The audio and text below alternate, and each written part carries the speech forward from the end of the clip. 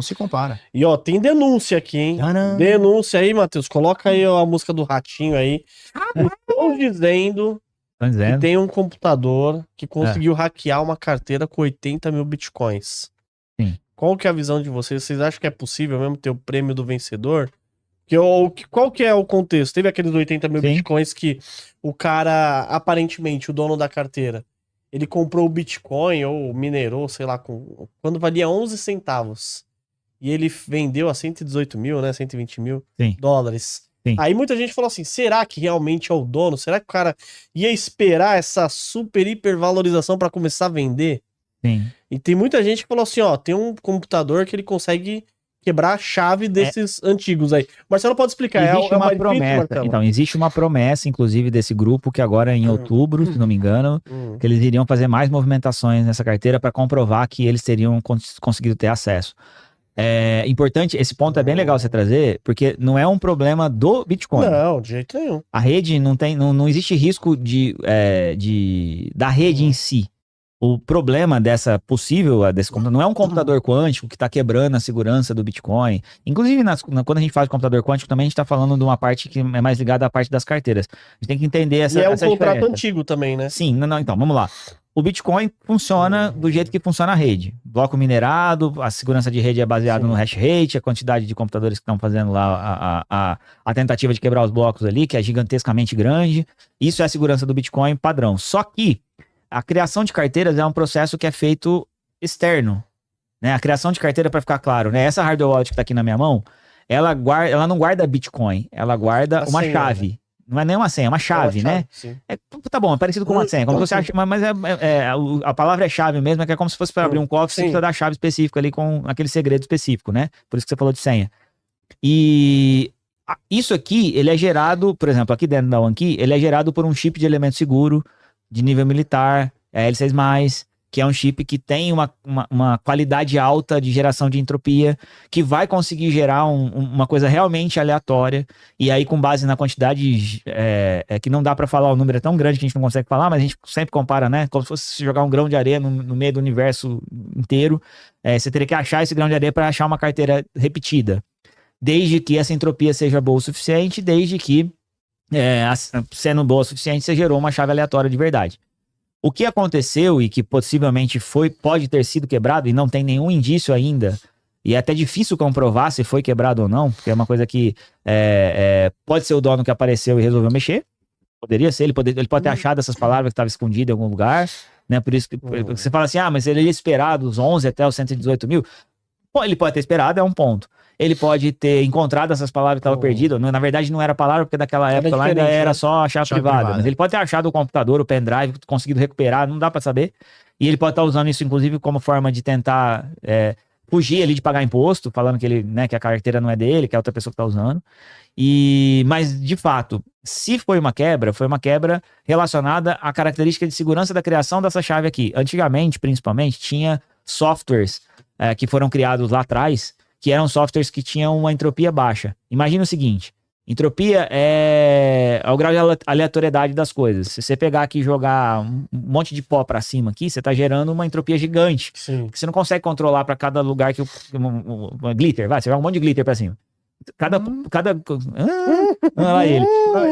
Eu tô falando glitter porque chama atenção. Mas olha só, a cada pontinho daquele, ele vai cair de um jeito, você não consegue reproduzir essa dispersão desse negócio no ar facilmente. Então, é uma entropia alta. Então você pode gerar, por exemplo, entropia de carteira jogando dado, jogando carta de baralho, né? Escolhendo carta de baralho, tirando foto de alguma coisa e gerando. Tem uma série de formas de gerar entropia ou usando um elemento seguro que é especializado em gerar essa entropia. Ou você pode usar uma entropia fraca. O que é uma entropia fraca? Por exemplo, se eu pegar para gerar o grau aleatório lá, pegar a data, mês, ano, dia, hora, minuto, segundo, milissegundo, que é o que está acontecendo agora do meu computador aqui, e aí com base nisso eu gero a entropia. Isso acontecia em carteiras antigas do Bitcoin e possivelmente essa que pode ter sido hackeada é dessa época.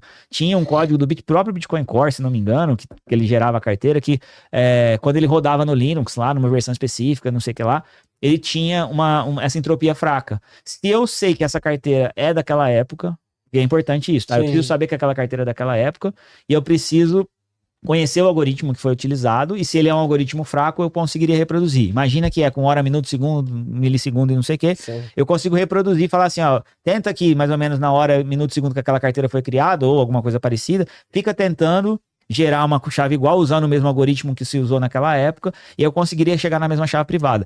Não tem nenhuma falha no Bitcoin aqui. Zero falha no Bitcoin. O que tem é na falha na criação da chave privada, que é um Sim. negócio que é a parte do Bitcoin. E aí, se eu consigo gerar a mesma chave privada de novo, porque foi gerada de uma maneira fraca, eu consigo acesso na carteira. E, teoricamente, teria sido isso que aconteceu nesse caso. Mas não dá para dizer que nem que foi isso. Então, assim, não tem nada a ver com computador quântico, não tem nada... aí, a parte dos Um erro no computadores quânticos... Bitcoin. não tem nada a existe ver com isso. uma outra teoria, que é uma teoria que dá para... Existe uma forma de você voltar do endereço público do Bitcoin, né, que seria a chave pública, eu conseguir retroceder e voltar na chave privada. Essa aí é uma outra falha, um outro coisa lá, que tem carteiras antigas também, que já fizeram experimentos com isso. Mas nesse caso específico, você depende de que o cara tenha feito uma transação naquela carteira. Porque antigamente tinha lá o Pay to Public Hash, que era o primeiro modelo de carteira de Bitcoin. E quando o cara fazia a transação, ele fazia a transação para a chave pública. Hoje em dia, a transação é feita para o endereço público, que é diferente. Entendi. O endereço público, ele é uma derivação da chave pública, mas a chave pública ela não fica disposta. Antigamente, a chave pública ficava exposta. E no formato de geração desse bagulho todo, você sai da entropia, gera a chave privada, da chave privada você gera a chave pública, da chave pública você gera os endereços, né, que são Sei, vai fazendo- as carteiras públicas, né? Naquela época, você tinha chave privada e chave pública. E quando você fazia um pagamento, uma transação, expunha a sua chave pública. E essa carteira, se não me engano, não tinha movimentação, então não teve essa questão da chave pública. Para conseguir usar essa possível falha, você precisa de uma transação ter acontecido para a chave pública ter sido exposta e o cara conseguir fazer o processo de retroceder para a chave privada quando tinha também um algoritmo fraco e não sei o quê. E quanto mais transações o cara faz, maior a chance dele conseguir quebrar esse treco. Então, antigamente, por que tá até no white paper, outras coisas, sei lá, a recomendação de você usar a chave, né, fazer a transferência, e toda vez que você fazer, transfere tudo para um endereço novo. Ah, entendi. E como troco lá, que tem a questão do troco, mandar, por quê? Porque justamente se você expõe a sua chave pública, você fica em risco. Então, a ideia era, você tem um Bitcoin, você vai mandar 0,5 pro Felipe, eu mando 0,5 para ele, e o 0,5 que sobrou eu já mando para uma outra carteira nova, Entendi. para ele não ter essa exposição da chave pública. Então, assim, essas são os possíveis pontos de ataque dessa história. Ainda não tem nada a ver com o computador quântico.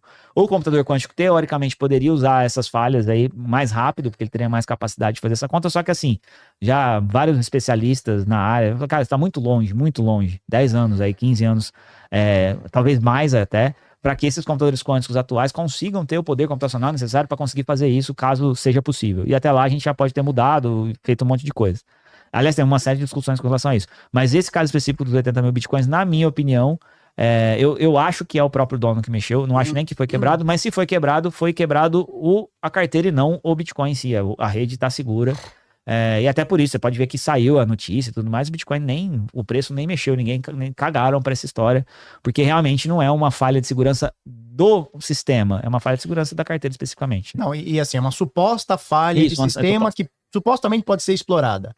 O fato não tem nenhuma comprovação que esses caras fizeram, né? Ainda, ou seja, essa carteira pode ser do próprio cara, ele tá querendo chamar atenção, a gente já viu vários casos desse tipo.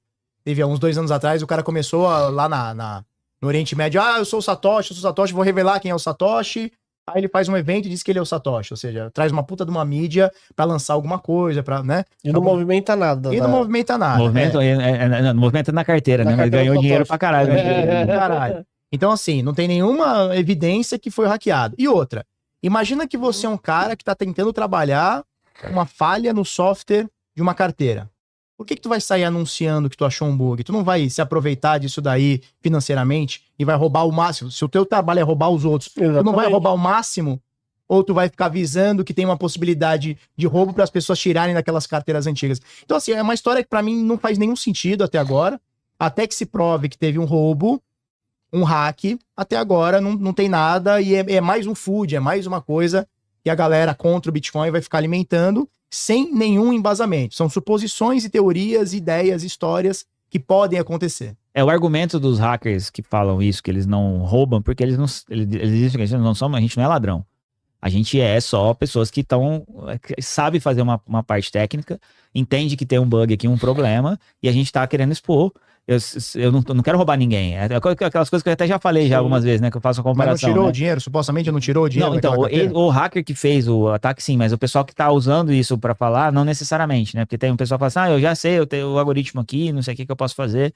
Então por que você não usa? Porque eu não uso, porque eu não quero roubar ninguém, o dinheiro não é meu. Então ficou fácil, né? Eu digo que o Bitcoin pode ser hackeado, eu não provo que ele pode ser hackeado, e Até eu digo... tem formas de você fazer isso sem roubar. Né? Você consegue. Eu consigo achar, faz uma mensagem você ali. Fazer uma mensagem, você não precisa roubar. Ninguém, Então, assim, os caras não provam que roubaram, não roubaram ninguém. E só ficam lá. Fica só na punhetação. Esses caras especificamente falaram que vai ter mais movimentação no YouTube. Eles falaram que fizeram a movimentação e que se o dono aparecer, que eles devolvem, uma coisa assim. O dono teria um tempo ali pra comprovar que é o dono e tudo mais. Tipo o governo, quando pega nosso dinheiro, ele fala, se aparecer... Desapropria. Mais ou menos isso, depois vira precatório e você nunca mais recebe. Mas esse é o caso, né, que eles estão dizendo. E parece que agora vai ter mais informações, que eles vão fazer mais movimentações de mais carteiras. Aí eu quero ver. Vamos esperar e ver o que vai acontecer. E é meio difícil você conseguir comprovar, né? Não, é muito fácil, Marcelo. O quê? Que eles conseguiram quebrar? Você assina uma mensagem dizendo, eu sou hacker. Não, mas isso... E mesmo assim esses caras especificamente, eles comprovaram que eles mexeram o Bitcoin. O Bitcoin foi até vendido. Eu só tô dizendo assim, é difícil você comprovar que aquele Bitcoin não era seu antes já, que aquela chave não era sua, que eu consegui quebrar. Porque se eu gero outra chave igual, eu consigo o mesmo endereço, não dá pra saber quem é o dono do negócio. Agora, o dono, assim, se for uma carteira que tava perdida, morrida, né?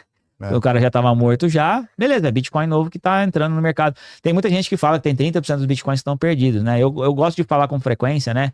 É um termo que é o seguinte, a ausência de evidência não é evidência de ausência. É uma frase difícil de pensar falando, mas é basicamente o seguinte, você não consegue comprovar algo que você não fez. Eu consigo comprovar algo que foi feito. Então eu brinco com isso toda vez da rolo, né? Se você trair tua esposa e ela te pegar traindo, não tem como você negar, né? Você foi pego, você tem a prova material, porque foi lá, tem o vídeo, tem a foto, você foi pego. Agora, que você não traiu, você não consegue provar que você não traiu. Porque se é algo que não aconteceu, não tem prova de algo que não aconteceu.